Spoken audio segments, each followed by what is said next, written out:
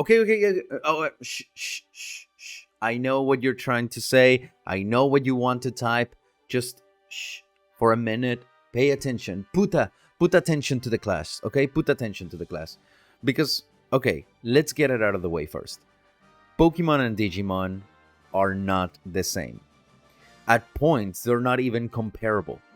But a lot of you know that I'm a huge Digimon fan, and I'm always saying that Digimon is better than Pokemon. And I only say that because that's in itself a meme. But the question is always perpetuating the minds of, is Digimon or Pokemon better? Again, at points they're not even in the same realm, but they do have similarities, especially on the first seasons. And on those similarities, that's where I can objectively say that for me, at least, for me, Digimon is better. And I'm going to talk about those similarities in this video. So stick around to find out everything. And after you watch the entire video, then you can cuss me out and tell me how much of a piece of shit opinion I have. Alright? Let's begin. First off, in the superficial realm, let's call it what it is, the music. Music for me is incredibly important because it not only gives the story some sort of sense and drive, but also because it's what's going to be presented on, especially with the intro. So for me, I'm talking about the original intro for Digimon and Pokemon.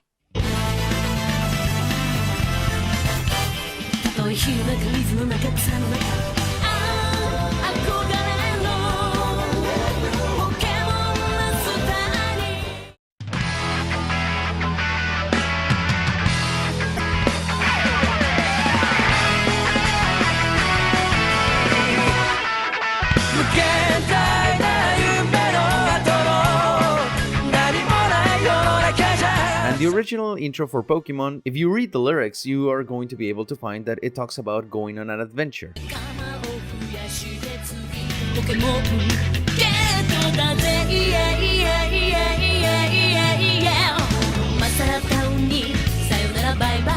Which is fantastic because that's what Pokemon is all about, going on an adventure. But if you read the lyrics on Butterfly, the original Digimon intro, you're going to see that it talks about protecting the ones you love and fighting the adversities.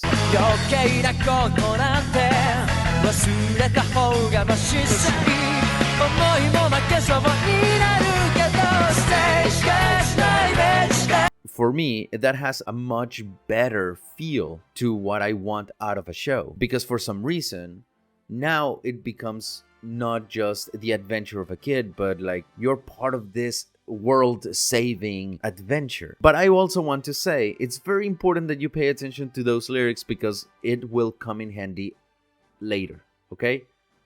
Just hold on to that. Let's put a pin on that real quick. And let's talk about the second point, the evolutions. In Pokemon and Digimon, we have evolutions. The Digivolution and the normal evolution for Pokemon. But for me, Digimon handles them a little bit better because there's a major difference between the evolutions in Digimon than the ones in Pokemon. In Pokemon, if your Pokemon becomes super strong and trains really hard and just like levels up, you have a brand new Pokemon, right? But in Digimon, that's not the case. You have a lot of different evolutions that not only can they affect the Digimon in itself, but it also requires for the kid to evolve with the Digimon as well. What I mean by that is, for example, we have the original chosen kids.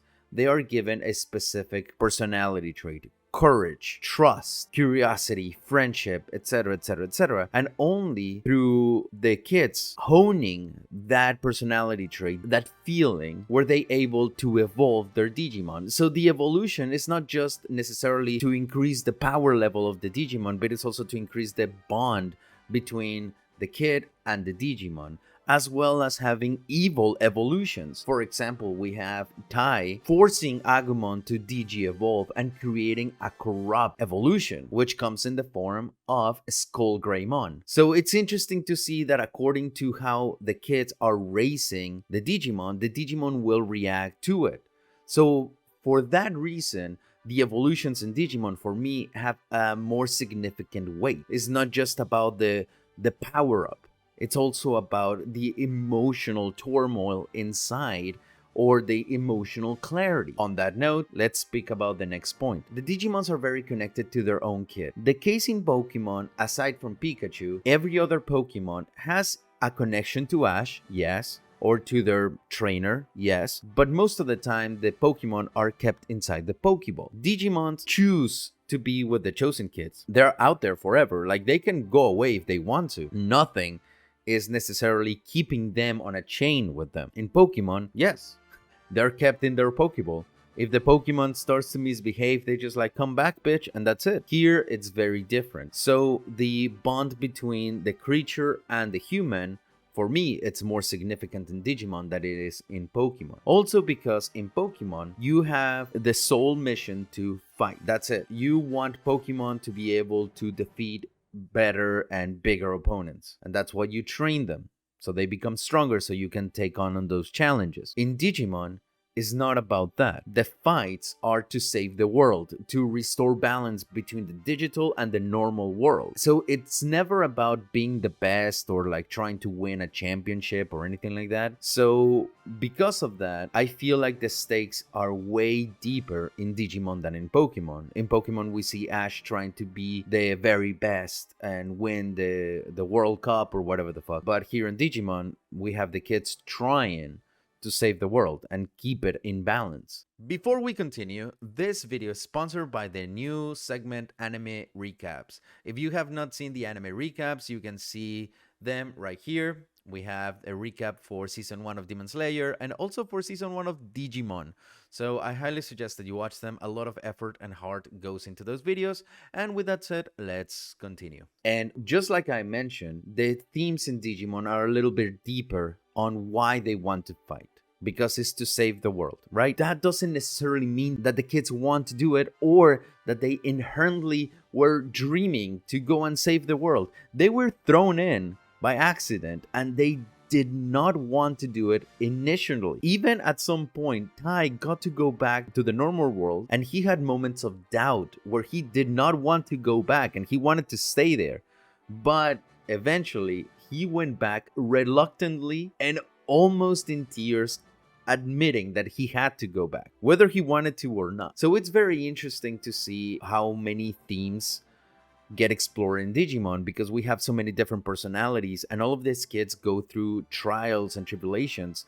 Like I mentioned before, they get their own emblem with their own personality trait, like courage and friendship and etc, etc. In order for them to activate the emblem, they needed to be put on trial, technically, to earn the emblem. So if you had the friendship emblem, you were going to be tested on hating your friends and then realizing that no, friendship is more important. So there's a lot of like themes that are being explored that go a little bit deeper than just the notion of wanting to win a trophy. So on that end, Pokemon for me lacks always the spice of the characters to have them deeper in their connections with their Pokemon as well as with others. We don't get to see many of those themes being explored in Pokemon. And on that note, one of the things that we do get to see explored better in Digimon than in Pokemon are the villains. Now, we know that we have Team Rocket. Let's admit it. For most of the series, Team Rocket is just the comedy relief.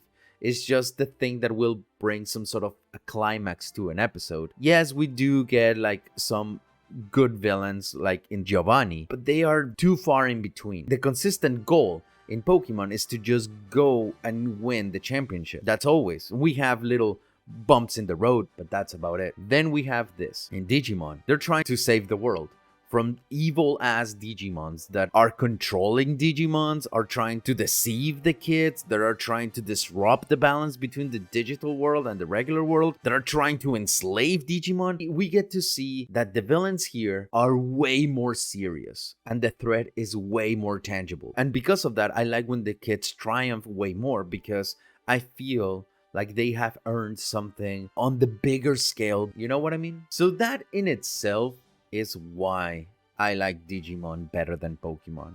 Again, I'm not saying that one is better over the other because at the end of the day, you have your likes and dislikes and you might be Team Pokemon all the way or Team Digimon or Team Bakugan for all I know. It doesn't matter. I just wanted to talk about this because I think it's been long overdue.